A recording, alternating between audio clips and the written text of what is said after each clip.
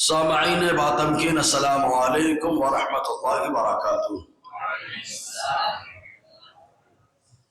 اس سے پہلے اس موضوع پر کچھ روشنی ڈالی گئی کہ مجاہدین جنگ آزادی اور میلاد مصطفیٰ، حالانکہ اس پہ مواد بہت سارا تھا، لیکن ایک موضوع جو کل مجھے 12 روزہ پروگرام کے اندر ممبئی میں بھی ملا تو مجھے اچھا لگا، میرا دل چاہا کہ میں اس موضوع کو آپ لوگوں کے سامنے پیش کروں کہ جنگوں میں حضور کی رحمت، ورنہ جنگ جب ہوتی ہے تو آدمی بچوں کو بھی مارتا ہے، بوڑھوں کو بھی مارتا ہے، عورتوں کو بھی مارتا ہے، ان کی عصمت دری بھی کرتا ہے، ورنہ اور مصطفیٰ کی ذات ایسی ہے کہ جنگ بھی ہو رہی ہے لیکن عورتوں کی عزت بھی سلامت ہے۔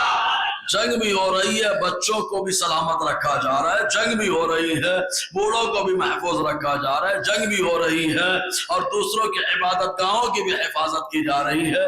یہ قانون میرے مصطفیٰ کی رحمت کا قانون ہے۔ تو دل نے کہا کہ اس موضوع پر کچھ روشنی ڈالی جائے کہ جنگوں میں حضور کی رحمت۔ آئیے اس موضوع پر، چونکہ 1500 سالہ میلاد مصطفیٰ ہے اور ایک گزارش آپ لوگوں سے بھی ہے کہ 1500 سالہ میلاد مصطفیٰ میں کم سے کم 1500 مرتبہ تو سرکار پہ درود پیش ہونا چاہیے۔ تو ہر آدمی روزانہ کوشش کرے 1500 مرتبہ کم سے کم اب سے لے کر کے 12 تاریخ تک سرکار کی بارگاہ میں درود پیش کرتا رہے، اور آدمی جب 100 مرتبہ درود پڑھتا ہے تو اللہ 100 ضرورتوں کو مکمل فرما دیتا ہے۔ الخصائص الکبریٰ کے اندر علامہ جلال الدین سیوطی نے پوری حدیث لکھی ہے۔ تو جب 100 مرتبہ درود پڑھنے سے 100 ضرورتیں ہیں، 1500 بار پڑھے تو نصیب اپنا اپنا۔ درود تو بہانہ ہے، در حقیقت اپنی ضرورت کو بر آنا ہے، اپنی حاجت کو پورا کر لینا ہے۔ تو آئیے ایک مرتبہ موضوع کے آغاز سے پیشتر برکت کے لیے آقا نامدار کی بارگاہ میں ہدیہ درود و سلام پیش کریں۔ پڑھیں بابا سے بلند صلی اللہ علیہ وسلم، صلاۃ و سلام علیک یا سیدی یا رسول اللہ یا حبیب اللہ صلی اللہ تعالی علیہ وسلم۔ تمہید کے طور پر 2 کلمات ہیں، ان کو سمجھنا بہت ضروری ہے۔ ایک لفظ ہے جس کو کہا جاتا ہے غزوہ، ایک لفظ ہے جس کو کہا جاتا ہے سریہ۔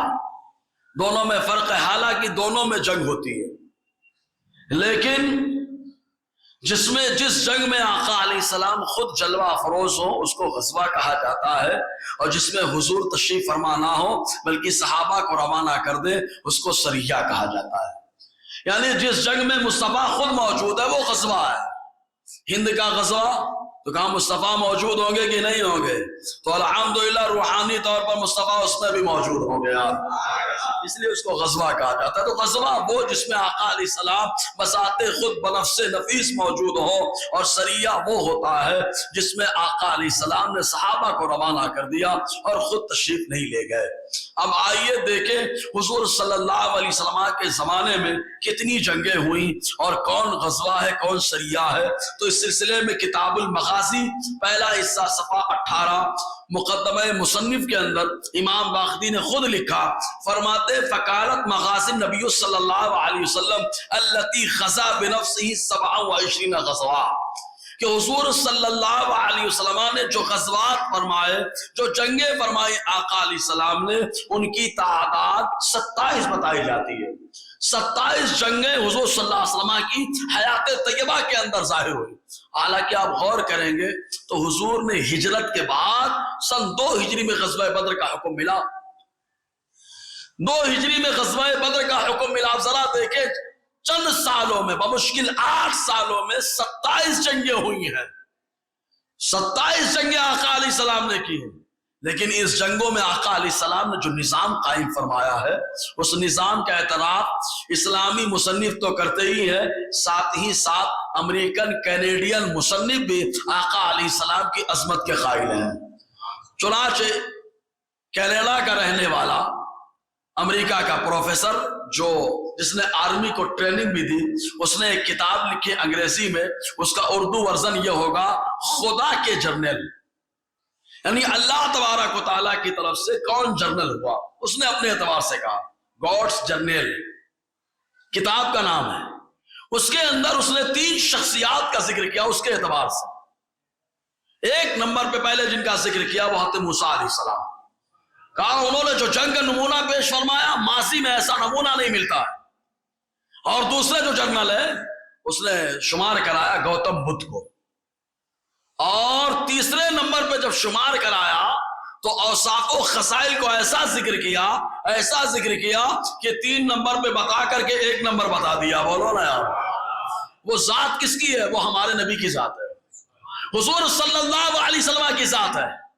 اس نے وہاں پر بہت ساری جنگوں کا ذکر کیا, یوکرین اور روس کی جنگ کا بھی تذکرہ کیا, اسرائیل اور غزہ کی جنگوں کا بھی ذکر کیا, جن جنگوں میں اس نے بتایا کہ جب جنگ ہوتی ہے, بمباری ہوتی ہے, تو نہ بچوں کو دیکھا جاتا ہے, نہ بوڑھوں کو دیکھا جاتا ہے, نہ عورتوں کو دیکھا جاتا ہے, نہ عبادت گاہوں کو دیکھا جاتا ہے, نہ لوگوں کی ضرورتوں کو دیکھا جاتا ہے.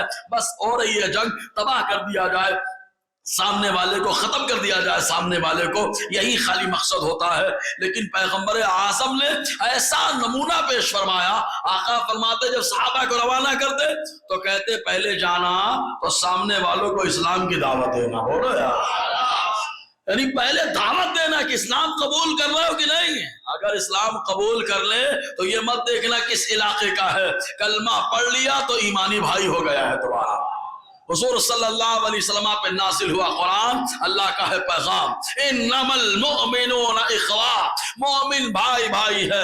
اب چاہے وہ عرب کا رہنے والا ہو, عجم کا رہنے والا ہو, انڈیا میں رہتا ہو, پڑوس میں رہتا ہو, اور چاہے انڈیا میں مہاراشٹر کا ہو, یو پی کا ہو, چاہے بنگال کا ہو, چاہے کرناٹکا کا ہو, جہاں کا بھی ہو, اسلام نے نظریہ دے دیا.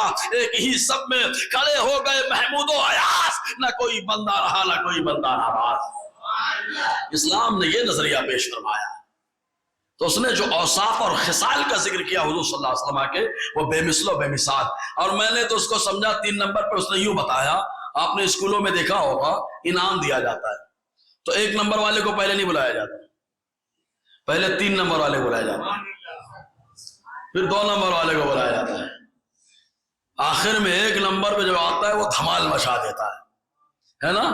تو اس نے حضرت موسیٰ علیہ السلام کا ذکر کیا اس کے اعتبار سے, ورنہ ہمارے اعتبار سے تو ہمارے کل جو انبیاء کرام ہیں ان کی شان تو بے مثل و بے مثال. یہ اور بات ہے کہ میرا نبی ان کا سردار بن کر کے آیا ہے, میرا نبی ان کا سردار بن کر کے آیا.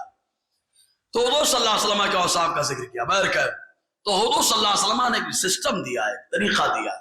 پھر دیکھیں اب غزوات کتنے ہیں, تو کہتے ہیں حضور صلی اللہ علیہ وسلم کی زندگی میں ٹوٹل 27 جنگیں ہوئی.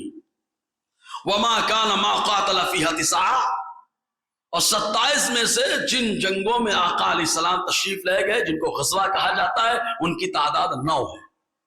9 جنگوں میں حضور شریک ہوئے. پہلی جنگ جس کو جنگ بدر کہا جاتا ہے, وہ جنگ بدر جس میں میرے اللہ نے اپنے محبوب کے سپورٹ کے لیے فرشتوں کی جماعت کو اتار دیا ہے. فرشتے اترے. جنگ احد میں بظاہر شکست ہوئی, لیکن حقیقت میں مسلمانوں کو زبردست اللہ تعالیٰ نے حوصلہ افزائی عطا فرمائی کہ میرے محبوب کے فرمان پہ عمل کرو گے تو کامیابی ملے گی. دوسری جنگ جنگ مریسع, تیسری جنگ خندق, چوتھی قریظہ, 5ویں خیبر, اور 6ٹھی جنگ جس کو فتح مکہ کہا جاتا ہے. فتح مکہ جب ہوا تو حضور چاہتے تو ایسا بدلہ لیتے, نچوڑ کے رکھ دیتے مصطفیٰ. لیکن کیا شان ہے مصطفیٰ کی. آقا نے فرمایا جو ہتھیار ڈال دے گا اس کو امان ہے, جو ہتھیار ڈال دے گا اس کو امان ہے, جو خانہ کعبہ میں چلا جائے گا اس کو امان ہے, جو ابو سفیان کے گھر میں چلا جائے گا اسے امان ہے. بولو یار, یعنی یہ اتنا زبردست نظریہ کہ اگر تم نے ہتھیار ڈال دیا ختم معاملہ, تم خانہ کعبہ میں چلے گئے ختم معاملہ. اور ابو سفیان رضی اللہ تعالیٰ تو جب تک ایمان نہیں لائے مسلمانوں کے ہمیشہ خلاف رہے. اس فتح مکہ کے موقع پر خود ان کا معاملہ کیا تھا معلوم؟ آقا علیہ السلام خانہ کعبہ میں جب مکے میں داخل ہو رہے, مصطفیٰ سواری پر ہیں, صحابہ ساتھ میں آ رہے ہیں, حضور کے شاہ عباس بیٹھے ہوئے ہیں, ابو سفیان رضی اللہ تعالیٰ ایمان نہیں لائے. اس وقت تک تو انہوں نے ایک جملہ کہا تھا حضور کے شاہ عباس سے، کہا واہ عباس تمہارا بھتیجا تو بادشاہ بن گیا، جب مکہ سے گیا تو کچھ نہیں تھا، اب آیا تو بادشاہ بن کر کے آیا۔ حضرت عباس نے کہا ابھی بھی تمہیں سمجھ میں نہیں آیا، ارے بادشاہ تو شکست کھاتا رہتا ہے، یہ جو میرا بھتیجا آ رہا ہے اللہ تعالیٰ نے جو جلوہ دیا ہے، جلوہ رسالت و نبوت عطا فرمایا ہے۔ اس وقت ان کے دل پر بات اثر کر گئی، اور اثر کا نتیجہ یہ ہوا حضور کی بارگاہ میں صحابہ نے کہا یہ تھوڑا انا والے ہیں، اعلان کر دیجئے کہ ان کے گھر میں جو جائے گا وہ بھی امن والا ہوگا۔ حضور نے جیسے ہی اعلان کیا ابو سفیان کا دل بدل گیا، اللہ نے ایمان عطا فرما دیا، یعنی ایک فیصلے نے انقلاب بپا کر دیا۔ فتح مکہ، ایسے ہی غزوہ حنین، اس میں بھی فرشتے آئے، غزوہ طائف، غزوہ طائف اور وہ سرایا، یہ 9 ٹوٹل جنگیں وہ ہوئی جس میں آقا علیہ السلام بساط خود شریک ہوئے۔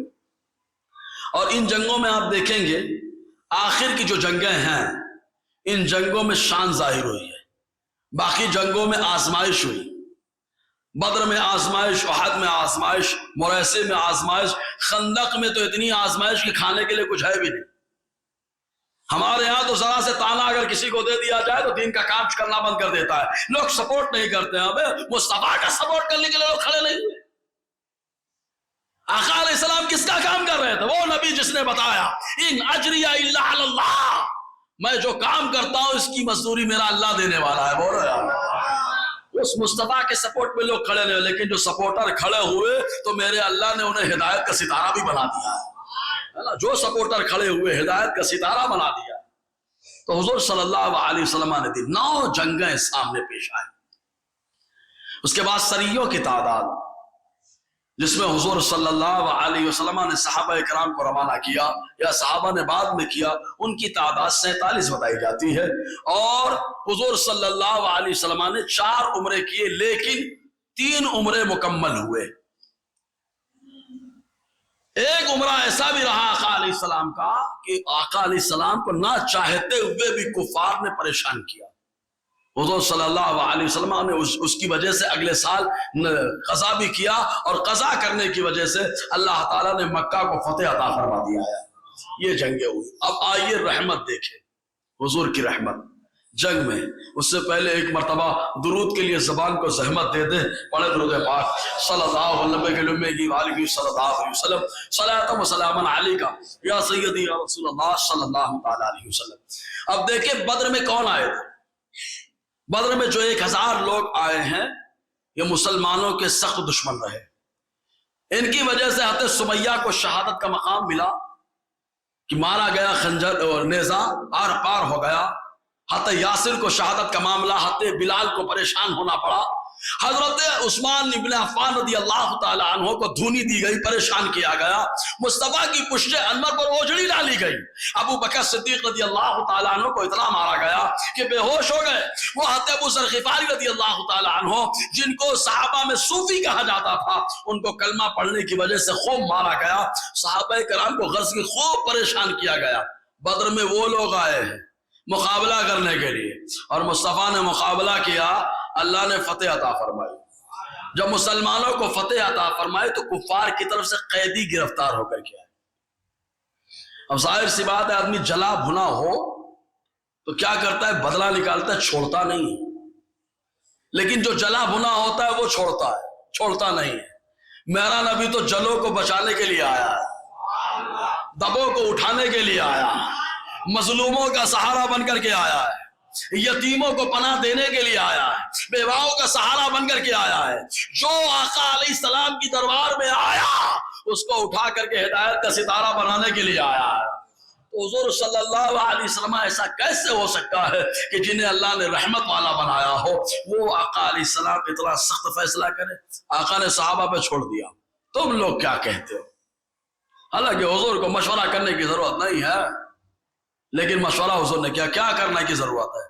تو صحابہ کرام میں سے 2 گروہ سامنے آئے۔ سختی کے معاملے میں حضرت عمر اور حضرت معاذ، یہ 2 صحابی، ان دونوں نے مشورہ یہ دیا تھا کہ جو جس کا رشتہ دار وہ اس کو قتل کرے، ختم، فنشڈ۔ حضرت عمر نے کہا میرے جتنے رشتہ دار ہیں قبیلہ بنو مخزوم کے، میں سب کو قتل کر دوں گا۔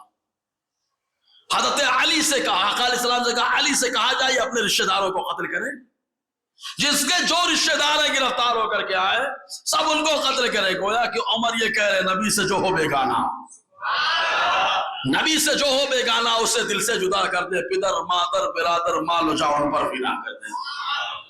حضرت عمر رضی اللہ تعالیٰ عنہ کا فیصلہ آیا، ابو بکر صدیق حلیم الطبع، حضرت ابو بکر صدیق نے کہا سرکار مسلمان بھی پریشان حال ہیں مالی اعتبار سے، فدیہ لیا جائے۔ فدیہ یعنی جرمانہ، ضمانت کا مال، مال ضمانت فدیہ لے کر کے چھوڑ دیا جائے۔ آقا علیہ السلام نے دونوں صحابی کی بات سنی۔ یہاں پر غیر مقلدوں کا رد بھی ہے۔ آپ کہیں گے کیسے غیر مقلدوں کا رد ہے؟ وہ بولتے چاروں امام حق پر کیسے ہو جائے یا ایک ہی حق پر ہوگا؟ ہم نے کہا دو امام، ایک امام ابو بکر دوسرے امام عمر، بولو دو امام ہمارے سامنے، دو نظریے ہمارے سامنے آئے۔ پہلا نظریہ عمر کا قتل کر دیا جائے، دوسرا نظریہ فاروق صدیق اکبر کا فدیہ لے کر کے چھوڑ دیا جائے۔ مصطفیٰ جان رحمت صلی اللہ علیہ وسلم نے فرمایا دونوں کا مشورہ اچھا ہے، بولو اور فرمانے کے بعد آقا علیہ السلام نے فرمایا میرا عمر نوح علیہ السلام کی طرح ہے کہ جیسے نوح نے کہا اے اللہ یہ قوم سدھرنے والی نہیں ہے، اب زمین پر کوئی کافر بسنے والا نہ بچے، اور حضرت ابو بکر کی مثال حضرت ابراہیم کی طرح ہے، اے اللہ اگر یہ گنہگار ہے تو تیرے بندے ہیں، اے اللہ اگر یہ خطا کار ہے تیرے بندے ہیں، اے اللہ تو بخشنے والا ہے۔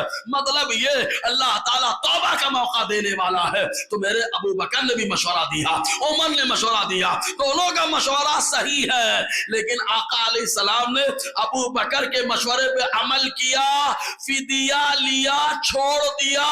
اس کا نتیجہ یہ ہوا کہ جن لوگوں نے ابھی تک کلمہ نہیں پڑھا تھا اگر مار دیے جاتے کفر پہ جاتے، لیکن مصطفیٰ نے چھوڑا، اللہ نے مصطفیٰ کا صحابی بنا دیا ہے۔ حضرت عباس جو حضور کے چچا ہے صحابی ہو گئے، حضور کے داماد صحابی ہو گئے، اور کئی گرفتار لوگ آئے تھے بدر میں، اللہ نے ان کو بعد میں ایمان کی دولت عطا فرما دی ہے۔ یہ رحمتوں والا فیصلہ مصطفیٰ کا ہو رہا ہے، رحمتوں والا فیصلہ۔ لیکن اس کے بعد ابو بکر کے مشورے پہ حضور نے عمل کیا، لیکن آ گئے جبرائیل، آ گئے جبرائیل، قرآن کی آیت آ گئی۔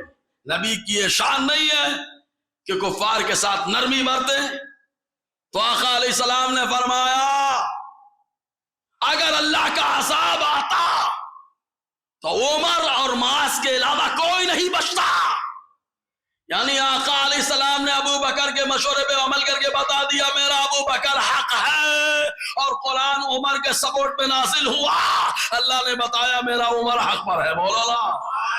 یعنی دونوں نظریات کو اللہ تعالیٰ نے سچ قرار دیا۔ غیر کا مقلد بار کھڑا ہوگا بولے گا نہیں ابو بکر کا غلط ہو گیا۔ ہم نے کہا غلط ہوا تو فدیے کا مال واپس کیوں نہیں کیا گیا؟ اگر غلط فیصلہ ہوتا تو مال واپس کرنا چاہیے تھا، لیکن مصطفیٰ نے مال کو واپس نہیں کیا، بتا دیا ابو بکر کا فیصلہ صحیح فیصلہ ہے، بولو نا یار۔ یا آقا علیہ السلام کا رحمت بھرا فیصلہ۔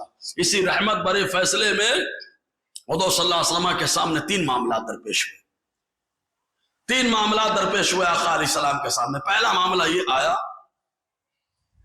کہ بدر کے کچھ لوگ ایسے تھے، مکے کے کچھ لوگ ایسے تھے جن کے پاس مال نہیں تھا، مال تھا ہی نہیں، وہ تو خالی جذبے میں آ گئے تھے، بس چھوڑنے کا نہیں، ختم کر دینے کا، اس جذبے سے آ گئے۔ لیکن وہ لکھنا جانتے تھے، پڑھنا جانتے تھے، لکھنا جانتے تھے، پڑھنا جانتے تھے۔ مسند احمد ابن حنبل کی حدیث پاک ہے، حضور صلی اللہ علیہ وسلم، مسند احمد ابن حنبل حدیث نمبر 2216، راوی حضرت عبداللہ ابن عباس رضی اللہ تعالی عنہما ہے۔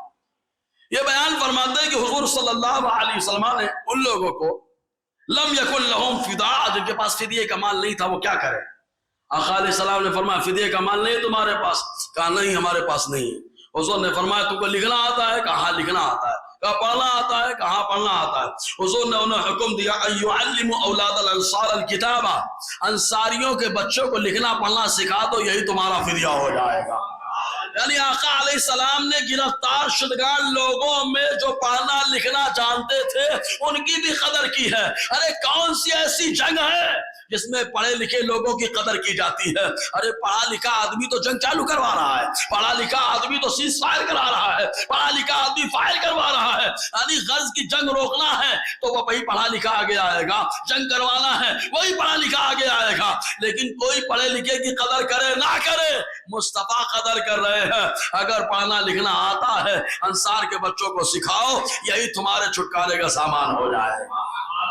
یہ آقا علیہ السلام کے جنگ کا انداز ہے, یہ رحمت بھرا اصول کہ پڑھے لکھے آدمی کی قدر کرو. ہم سوچو ذرا ہمارے ہاں تو کتنی قدر ہوتی ہے, ہم کسی پہ تبصرہ نہیں کر رہے ہیں. اچھا ایک بات بتائیں, یہاں پڑھے لکھے انصار جو آئے تھے مکہ سے گرفتار ہو کر کے, قرآن پڑھنا جانتے تھے, حضور کی حدیثیں جانتے تھے. اگر حضور کی حدیثیں جانتے تو صحابہ ہوتے ہو تو حضور کی سخت خلاف رہے, حضور کی باتوں کے خلاف رہے, قرآن کے خلاف رہے, تو پھر کیا پڑھنا لکھنا جانتے تھے؟ کہ اس زمانے میں عرب شریف میں جو علوم رائج تھے, جو علوم پڑھائے جاتے تھے, جو لکھائے جاتے تھے, ان علوم کے وہ جانکار تھے. مطلب دنیا کا علم ان کے پاس تھا. میرے مصطفیٰ نے جب دنیا کے علم والے آدمی کی اتنی قدر فرمائی ہے تو سوچو جس کے پاس دین کا علم ہوگا مصطفیٰ نے اس کی کتنی حوصلہ افزائی فرمائی ہوگی. آقا علیہ السلام نے فرمایا فدیہ دو, چھٹکارا حاصل کرو. اس میں حضور صلی اللہ علیہ وسلم کے داماد ابو العاص, اچھا ایک بات اور بتا دے ورنہ کوئی کہیں گے کہ ابو العاص کفار کی طرف سے رہے تو کافر رہے, حضور کی بیٹی کا نکاح ان سے کیسے ہو گیا؟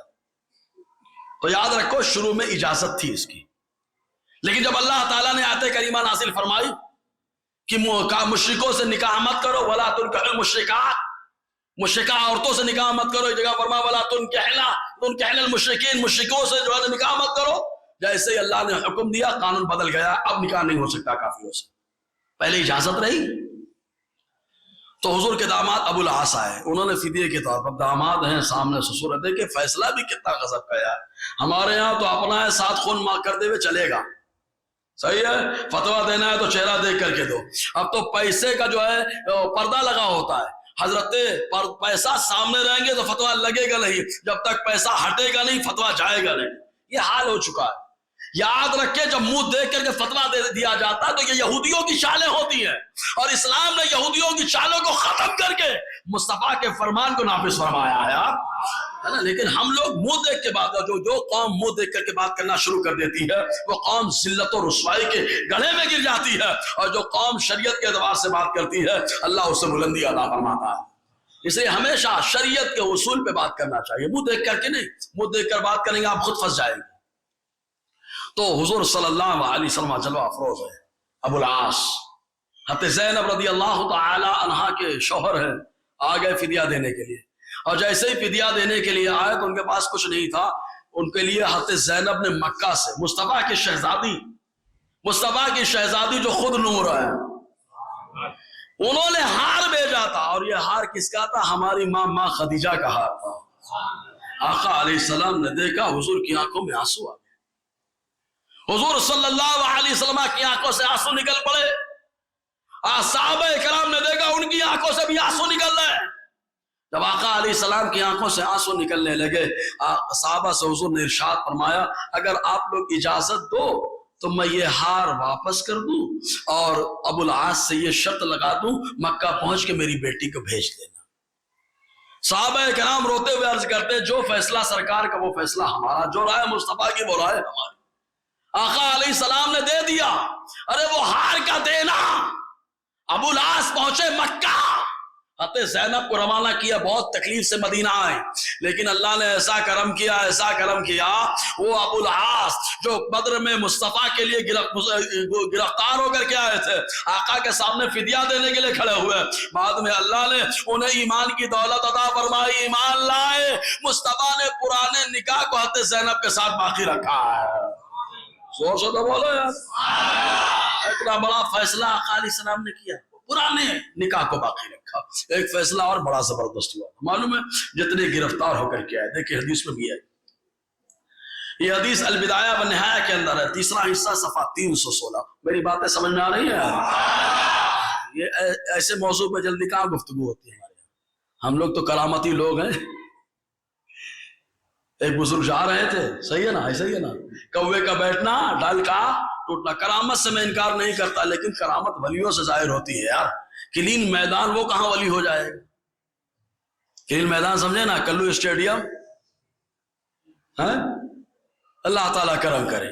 تو جو لوگ گرفتار ہو کر کے آئے، البدایہ و نہایہ کے اندر ہے، تیسرا حصہ صفحہ 314. عبداللہ ابن عباس رضی اللہ تعالیٰ عنہ بیان فرماتے جتنے لوگ گرفتار ہو کر کے آئے تھے سب کے ہاتھوں کو مضبوطی سے باندھ دیا گیا. والعصارى محبوسون بالوثاق، بہت ٹائٹ رسی سے باندھا گیا تھا، ایسے کر کے باندھ دیا گیا. اتنا ٹائٹ باندھا گیا، اتنا ٹائٹ باندھا گیا کہ بات النبی صلی اللہ علیہ وسلم ساحرا اول اللیل، حضور صلی اللہ علیہ وسلم جاگ رہے تھے، آقا علیہ السلام آ جا رہے تھے، چل رہے تھے. جو آدمی بے چین ہوتا ہے وہ چلتا ہے، نہ نیند آ رہی نہ سکون ہے، کچھ نہیں، خالی چل رہے.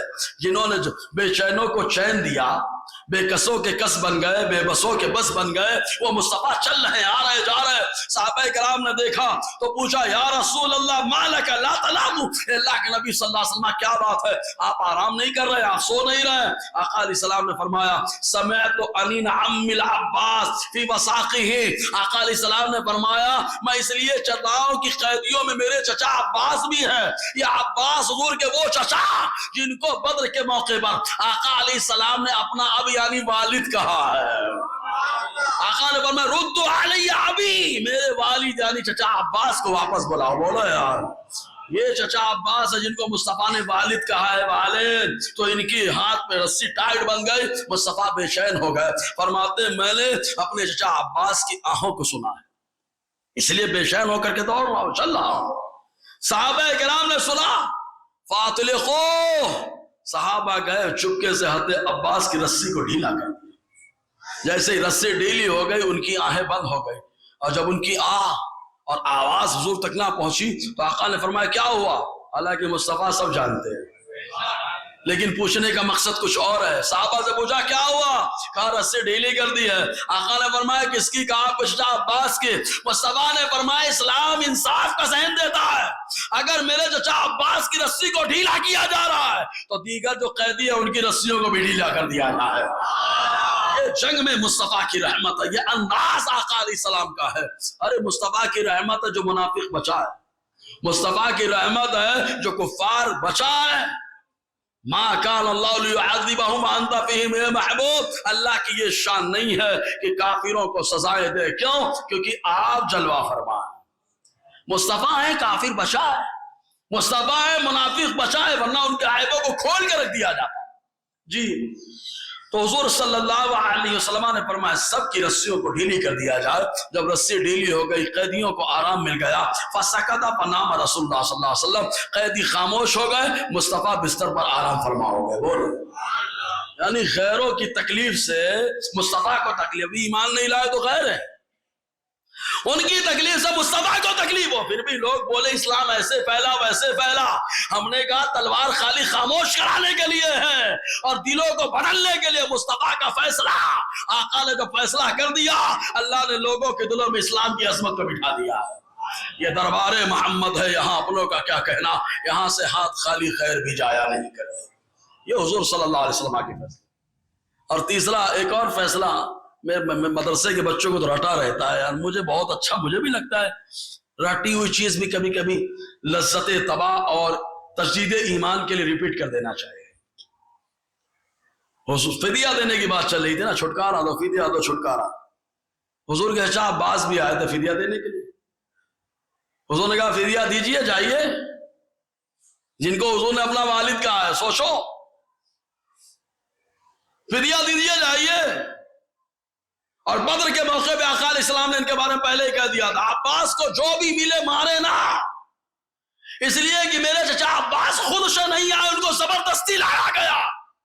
سوچو نیت اب حضرت عباس مکے میں کر رہے ہیں، مدینے والا آقا جانتا ہے. آقا نے فرمایا میرے چچا عباس کو جو بھی ملے مارے نا، کیونکہ وہ زبردستی لائے گئے ہیں، وہ خود سے نہیں آئے ہیں. یہ آقا علیہ السلام فرما رہے ہیں. تو حضور صلی اللہ علیہ وسلم نے حضرت عباس سے کہا فدیہ دیجیے، چھٹکارا حاصل کریے. حضرت عباس نے کیا کہا معلوم میرے پاس تو کچھ ہے ہی نہیں، میں کیا دوں؟ اے بھتیجے کیا تم چاہتے ہو کہ تمہارا چاچا کٹورا لے لے لوگوں سے بھیک مانگتا پھرے؟ مطلب آقا علیہ السلام کے جو ہے نا جوش رحمت کو جو ہے نا ذرا سے بھڑکا دیا، ذرا سے ابھار دیا۔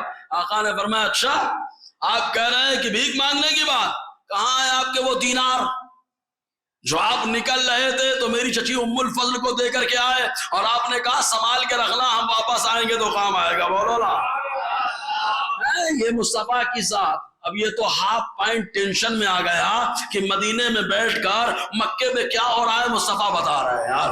اسی کو سنی کیا کہتے ہیں معلوم؟ مکے میں کیا ہو رہا ہے مدینے سے چھپا ہے، جو چھپا ہے اس کو غیب کہا جاتا ہے، اور اسی غیب کو میرا مصطفیٰ جانتا ہے، اسی لیے مصطفیٰ کو غیب داں کہا جاتا ہے۔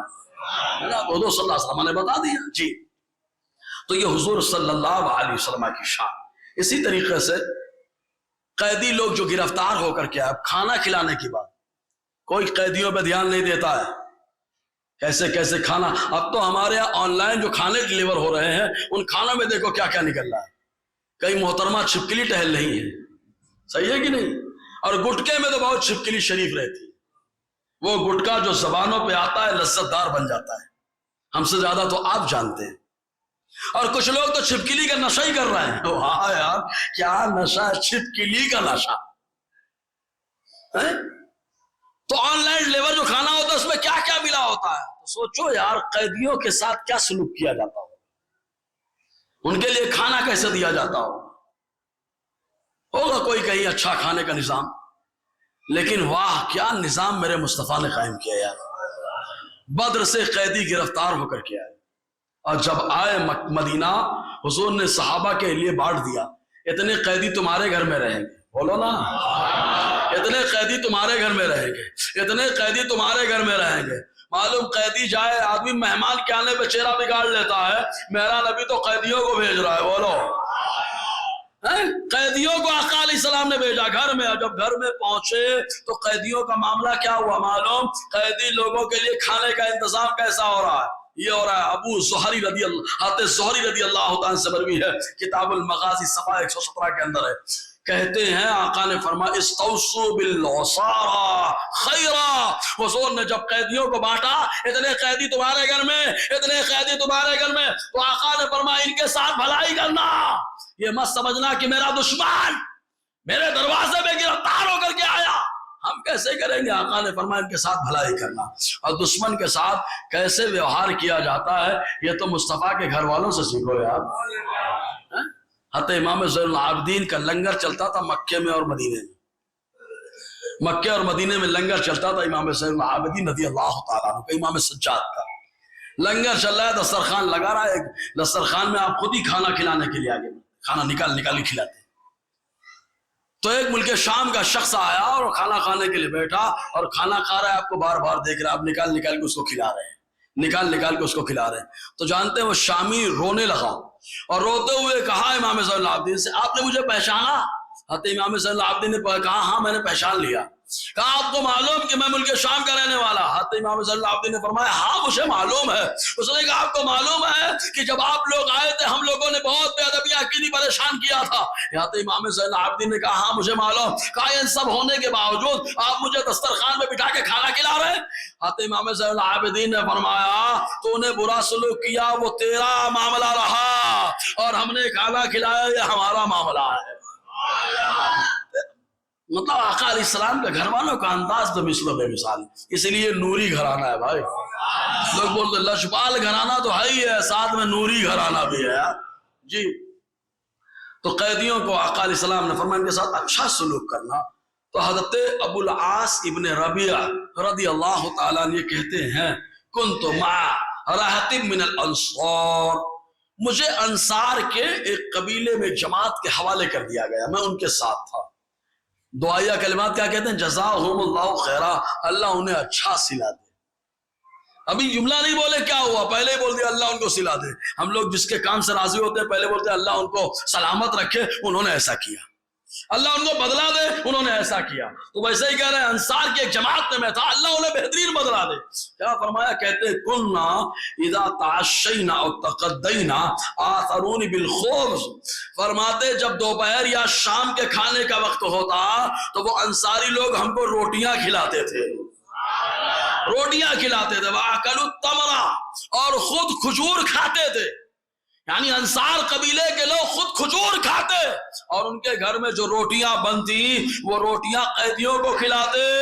روٹی قیدی کھا رہے، اللہ دل کی دنیا کو بدل رہا ہے نا جی. اس کے بعد فرماتے والخبز معهم قلیل والتمر زادهم، فرماتے روٹی تھوڑی ہوتی اور جو چیز تھوڑی ہوتی ہے لوگ اس کی قدر کرتے. تو زمانے میں روٹی بڑی مشقت سے ملتی اور گیہوں کی روٹی تو اللہ اللہ. جو تو شباب پہ ہے. اب آج کے دور میں جو لوگ فیشن کے طور پہ کھاتے ہیں، ہمارے گھر میں جو کی روٹی بنی ہے، جواری کی روٹی بنی ہے، ارے آپ نے فیشن کے طور پہ کھایا، میرے مصطفیٰ نے اس کو سنت بنا کے کھایا. کل جہاں ملک جو اور جو کی روٹی غذا، اس شکم کی قناعت پہ لاکھوں سلام ہے نا. جو کی روٹی فائدہ بھی کرتی ہے. اس کے بعد کہتے ہیں ان کے پاس روٹیاں تھوڑی ہوتی، کھجوریں کافی ہوتی، اور کہتے ہیں جب بھی کھانا دیتے تو زمین پر پھینک کے نہیں دیتے تھے، ورنہ آدمی قیدیوں کو کھانا پھینک کر کے دیتا ہے. کہتے جب بھی وہ لوگ کھانا بانٹنے کے لیے آتے تو روٹی ہمارے ہاتھوں میں دے کر کے جاتی تھی، روٹی ہمارے ہاتھوں میں دے کر کے جاتے تھے. ولید ابن مغیرہ، یعنی ولید بن مغیرہ کے بیٹے ولید کا جملہ یہ ہے، وہ کہتے کہ کھانا ہمارے ساتھ ایسے ہی تقسیم ہوتا تھا جیسے ابو العاص ابن ربی نے بیان کیا کہ روٹیاں ہم کو دی جائے اور ہاتھ میں دی جاتی تھی. بتاؤ آپ جنگ میں قیدیوں کے ساتھ کون ایسا سلوک کرتا ہے؟ اور لوگ تو ختم کرنے کے چکر میں رہتے ہیں، لیکن میرا مصطفیٰ گرفتار بنا رہا ہے، لیکن اپنی محبت کا گرفتار بنا رہا ہے، اپنے کردار کا گرفتار بنا رہا ہے، اپنے انداز کا گرفتار بنا رہا ہے، اپنی رحمتوں کا گرفتار بنا رہا ہے، جس کی وجہ سے اللہ تبارک و تعالیٰ نے ان دیوانوں کے دلوں میں دیوانگی مصطفیٰ کو ڈال دیا ہے. اے عشق تیرے صدقے جلنے سے چھٹے سستے، جو آگ بجھا دے گی وہ آگ لگائی ہے. یعنی جہنم کی جو آگ بجھا دے گی وہ محبت کی آگ لگاتی ہے. یہ حضور صلی اللہ علیہ وسلم کا تیور رہا. ایسے ہی قیدی لوگ جب بدر کے گرفتار ہو کر کیا تھا، حضرت ام سلمہ رضی اللہ تعالی عنہ آقا علیہ السلام کی زوجہ محترمہ، ہم مومنوں کی ماں، عمر بھی کافی لمبی ہوئی. حضرت حسن بصری رضی اللہ تعالی جو ہمارے سلسلے میں بھی آتے ہیں، وہ انہی کی گھر پرورش پائے، کیونکہ حضرت حسن بصری کی والدہ حضرت ام سلمہ کی خادمہ رہی. تو جب بدر کے لوگ گرفتار ہو کر کے آئے تو جتنے گرفتار تھے حضرت ام سلمہ کے سب رشتہ دار تھے، سب رشتہ دار. اب سوچو ذرا، ایک طرف چچا کا لڑکا ہے، دوسری طرف چچا ہے، دوسری طرف ماما کا لڑکا ہے، ماما ہے، مطلب سب رشتہ دار ہیں جو گرفتار ہو کر کے آئے. اور بال میں دھول لگا ہوا ہے، خوب دھول لگی ہوئی، چہرہ ایک دم عجیب سا دکھ رہا ہے.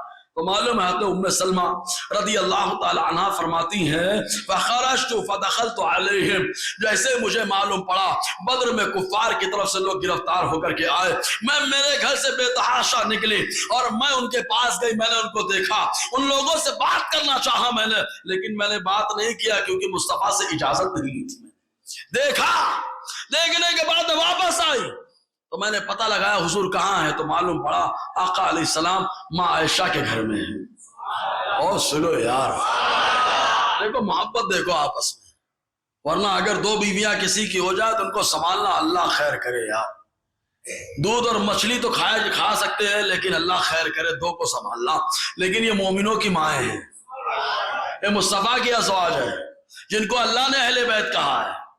حضرت ام سلمہ حضرت ماں عائشہ صدیقہ رضی اللہ تعالی عنہ کے گھر میں آئی، آقا علیہ السلام کو دیکھا، برجستہ کہا یا رسول اللہ ان بنی عمی طلبوا ان يدخل علیہم.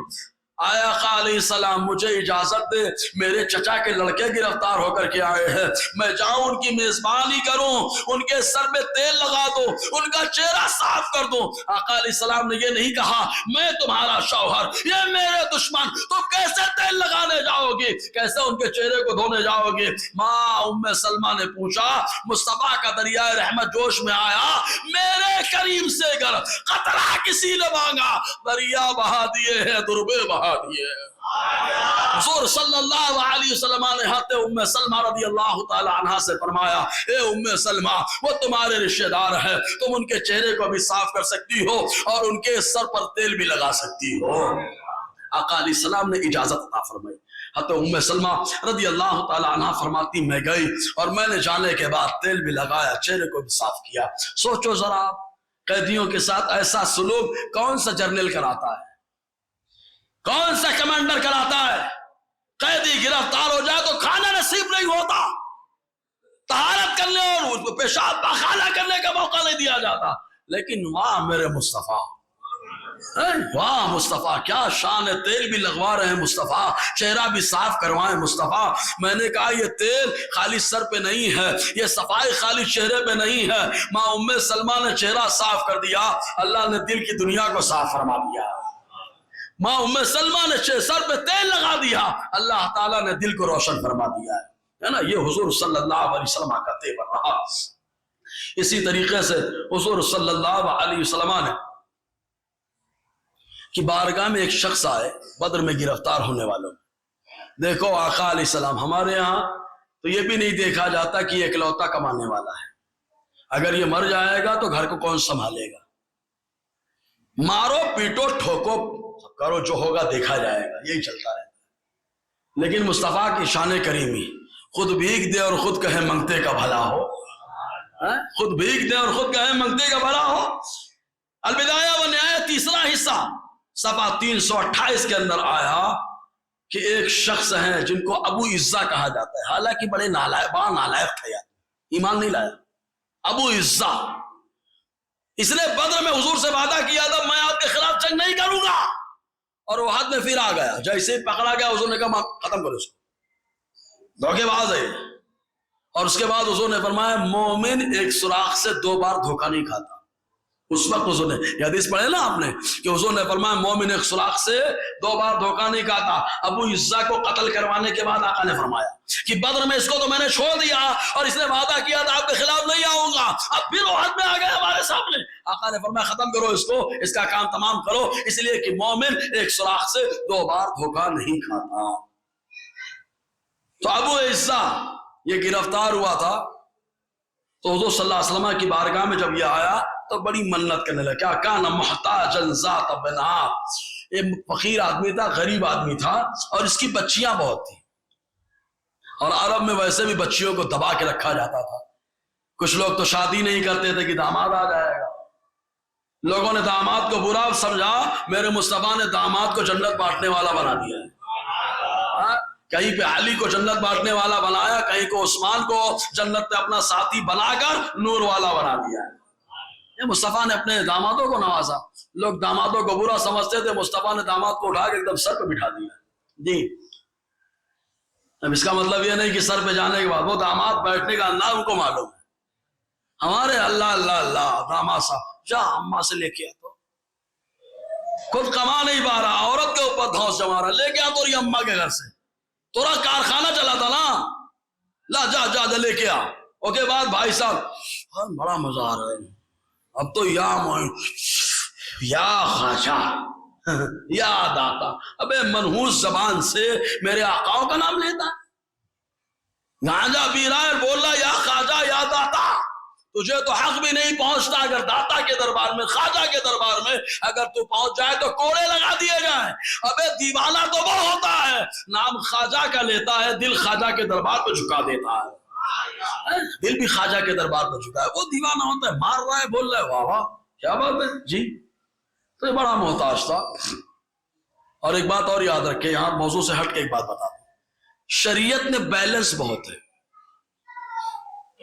کسی کی طرف جھکاؤ زیادہ نہیں ہے کہ اب یہ ہو گئے رشتہ دار جن کا زیادہ ہے ان کا کم ہے، نہ بیلنس بہت ہے، بیلنس بہت ہے۔ حضور نے مطلق فرمایا کیا؟ آقا نے فرمایا العم منزلۃ الاب، ام چاہے وہ بڑا باپ کا بڑا بھائی ہو یا چھوٹا بھائی ہو، حضور نے فرمایا یہ باپ کے درجے میں ہے، بولو نا، اب بڑا ہو چاہے چھوٹا ہو باپ کے درجے میں آ گیا۔ حضور نے فرمایا خالہ ماں کے درجے میں ہے، چاہے بڑی خالہ ہو چاہے چھوٹی خالہ ہو، دونوں ماں کے درجے میں ہے، ایسا نہیں کہ بڑی ہے تو بڑی ماں ہے چھوٹی ہے تو چھوٹی ماں، نہ، مصطفیٰ نے لیول کر دیا، بولو نا یار۔ ایک صاحب نے مجھ سے سوال کیا تھا کہ مصباح صاحب آپ اپنے استاذ کی زیادہ عزت کرتے ہیں کہ اپنے ابا اماں کی؟ میں نے کہا استاد استاد ہوتا بھائی۔ کہا کیوں؟ ہم نے کہا یہی مسئلہ کہ اعلیٰ حضرت ہے۔ بولا کہ کیسے؟ میں نے کہا میرا رضا یوں کہتا ہے میرے استاذ بہت سلو ہے یار. میرے استاذ، ماں باپ، بھائی بہن، اہل اردو عشیرت میں لاکھوں سلام. تو پہلے کس کو رکھا ہے؟ اچھا پھر اس کے بعد حالت کیا کہتے ہیں؟ تم مت سمجھ لینا خالی میں میرے استاذ کی سلام بھیج رہا، میرے ماں باپ پہ سلام بھیج رہا، میرے بھائی بہن پہ، میرے خاندان پر. میں خالی اپنے لیے نہیں کہہ رہا بلکہ ساری امت کے لیے کہہ رہا. ایک میرا ہی رحمت میں دعویٰ نہیں، شاہ کی ساری امت میں لاکھوں سلام. اب سمجھ میں حالات کے شعر کو سمجھنا بھی. ایک چیز اور بتا دے، قصیدہ سلامیات مصطفیٰ جان رحمت لوگوں کو ہضم نہیں ہو رہا ہے. الحمدللہ یہ تو عرب سے عربی میں شائع ہو رہا ہے. بولو. ہم نے کہا موبائل جب سے آیا ہے سنیوں کے لیے بڑا فائدہ ہوا ہے. اچھا یہ جملہ بولوں گا تو بولیں گے موبائل میں خرافات بھی ہے. ابے میں نے کہا دنیا میں بھی خرافات ہے تو کیا دنیا کی بات نہ کروں میں؟ یہ تو استعمال کرنے والے کے اوپر ڈیپینڈ کرتا ہے. ممبئی سے جا رہے ہو آپ اور نکلو کچھ علاقے سے، وہاں کپڑے خراب نظر آئیں گے، کیا مطلب ہے؟ راستہ چھوڑ دیں آپ کو، جانا تو پڑے گا نا یار. بولے کیسے جاؤ گے؟ ہم نے کہا جیسے حضرت خالد ابن ولید نے اپنے سپاہیوں کو داخل کیا تھا، رومیوں نے برہنہ عورتوں کو کھڑا کر دیا. حضرت خالد ابن ولید نے یہ کہا تھا آج مصطفیٰ کی سنت پہ عمل کرو، نظروں کو نیچے کر لو. انہوں نے نظریں نیچے کر لیا، اندر داخل ہو گئے. رومیوں کے دلوں کو اللہ نے فتح فرما دیا ہے یار. تو موبائل آنا ایک فائدہ ہوا. ابھی موبائل شریف بول رہا ہوں میں، شریر نہیں بول رہا ہوں. اگر آپ کے پاس ہے تو شریف ہی ہوگا. ایمان والے کے ہاتھ میں، یہاں تو ہاتھ میں اماں کا ہاتھ نہیں ہوتا ہے، موبائل ٹہل رہا ہے. تو موبائل شریف، اور یہ اپنا ہاتھ بڑا پاورفل ہے بھائی، ہر ایمان والے کا ہاتھ. بولے ہاتھ بڑا پاورفل. ہم کہا بالکل، میرے نبی نے فرما دیا دو ایمان والے مصافحہ کرتے ہیں تو جدا ہونے سے پہلے ہی اللہ تعالیٰ ان کی بخشش فرما دیتا.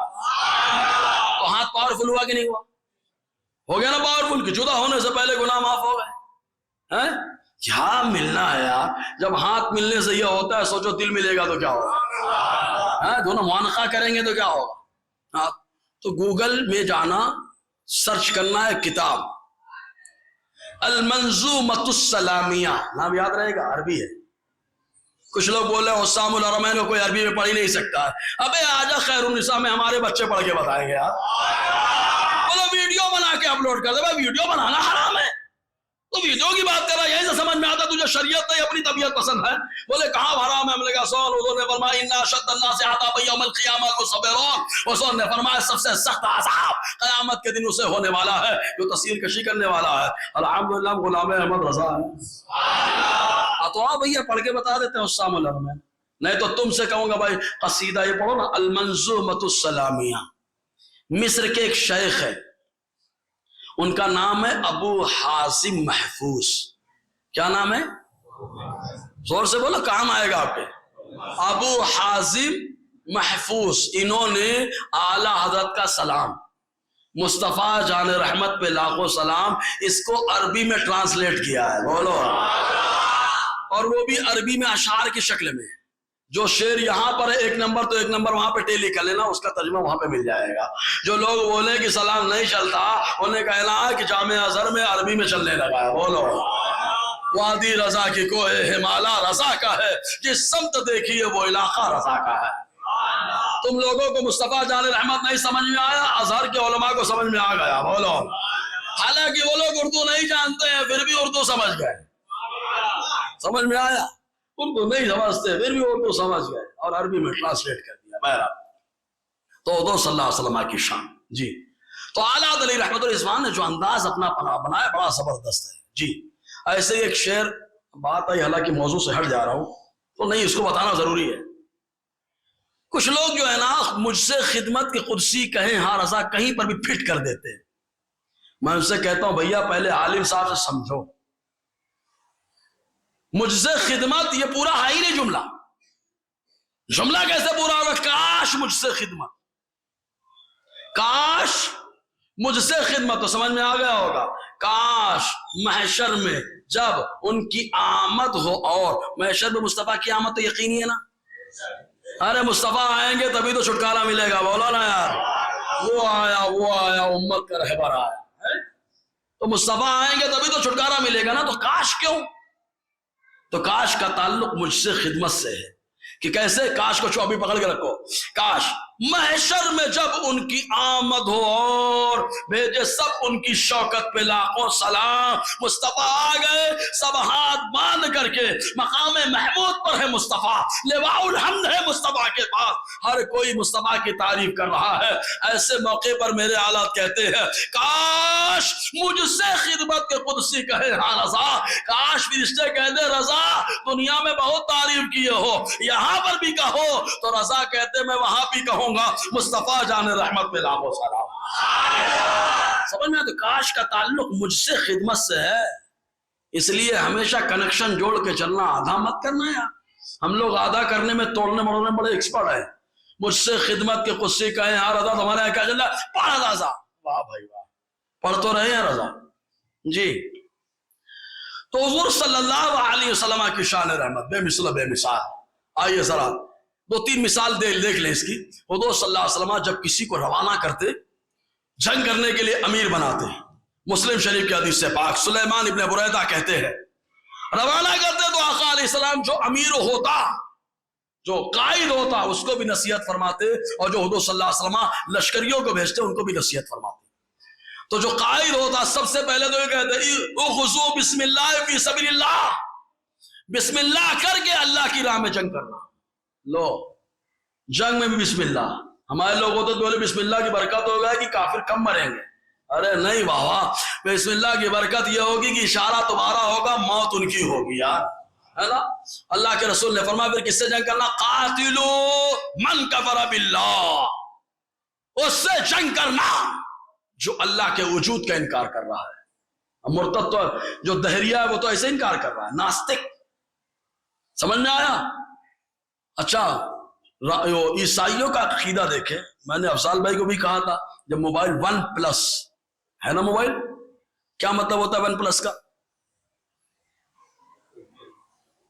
ایک سے بڑھ کر، ایک سے بڑھ کر، مطلب عیسائی اپنا عقیدہ اپنے پروڈکٹ میں بنا رہا ہے۔ ان کا عقیدہ کیا ہے؟ اقلیم ثلاثہ، یعنی اللہ تبارک و تعالیٰ عیسیٰ علیہ السلام میں داخل ہو گیا، یا وہ یہ کہتے ہیں کہ اللہ بھی اللہ خدا ہے، عیسیٰ علیہ السلام بھی خدا ہے، حضرت مریم کو بھی خدا مانا، یا ان لوگوں نے حضرت عیسیٰ کو بیٹا مانا، حضرت مریم کو اللہ تعالیٰ کا زوجہ مانا، بولی معاذ اللہ۔ تو ان لوگوں نے عقیدہ بتا دیا ون پلس۔ ذرا سوچو وہ لوگ عقیدہ اپنے پروڈکٹ میں لے کے چل رہے ہیں، سوچیے آپ، لوگ بولے سب سے سیکولر کرسچن ہوتا ہے، عیسائی ہوتا ہے، ہم نے کہا اس کے پروڈکٹ میں ظاہر ہو رہا ہے اس کا عقیدہ کتنا لیبرل ہے، ہم کو یہ سمجھ میں آ رہا ہے، سمجھ میں آیا؟ اور ہم لوگ تو اللہ خیر کرے، داڑھی ٹوپی سب ہے، اتارنے کے لیے سب ہے، اللہ خیر۔ تو حضور نے فرمایا جنگ کرنا اس سے جس نے اللہ کا انکار کیا، لیکن جنگ میں جب مال غنیمت آئے ولا تخلوا، تو چوری مت کرنا مال غنیمت، ولا تخدروا، اور اپنے بھائیوں کو دھوکہ مت دینا کہ جنگ کر رہا ہے بھائی تو چھوڑ کر کے میدان بھاگ جاؤ، دھوکہ مت دینا۔ اور ہمارے یہاں تو چل رہا ہے یار، اے آگے بڑھو، ہم تو ختم، سمجھ میں آیا؟ تم سنیت کا ٹھیکہ لیو، اکیلے لڑو، ہم تو چلے، ہم تو وہ سنی ہے کہ جہاں نیاز ہے وہاں میں ہوں، جہاں نیاز ہے وہاں میں ہوں، نیاز نہیں ہے تم اکیلے لڑو جا کر کے، ہم کو کوئی فرق نہیں پڑتا۔ تو آقا نے فرمایا ولا تخدروا، دھوکہ مت دینا۔ اور جب جنگ ہوتی ہے تو لوگ جو ہے نا سامنے والے کو مارنے پہ آتے چہرہ بگاڑ دیتے ہیں، مسئلہ کر دیتے ہیں، مطلب چہرہ خراب، چہرے پہ مار رہے ہیں، اچھل رہے ہیں۔ آقا فرماتے ولا تمثلوا، چہرہ مت بگاڑنا، یعنی غیروں کا چہرہ مت بگاڑنا۔ ایسا کون سا جرنل ہے یار جو غیروں کے ساتھ سلوک ایسا کر رہا ہے کہ ان کا چہرہ مت بگاڑنا۔ اور اس کے بعد حضور نے فرمایا جب تم دشمن سے ملاقات کرنا فدعوہم الی ثلاث، ان کو تین چیز کی دعوت دینا۔ پہلے ان کو دعوت دینا اسلام لے آؤ، اگر وہ اسلام لے آئے تو تمہارے بھائی ہیں، بولو نا یار، لیکن کوئی یہ نہیں کہے گا یہ تو ابھی آیا، میں تو پہلے کا نا، کلمہ پڑھ لیا وہ مصلی پر امام بھی ہو سکتا ہے نا۔ اور اگر ایمان نہ لائے تو آقا فرماتے پھر اس کو بتاؤ کہ تم کو جزیہ دینا پڑے گا، ٹیکس۔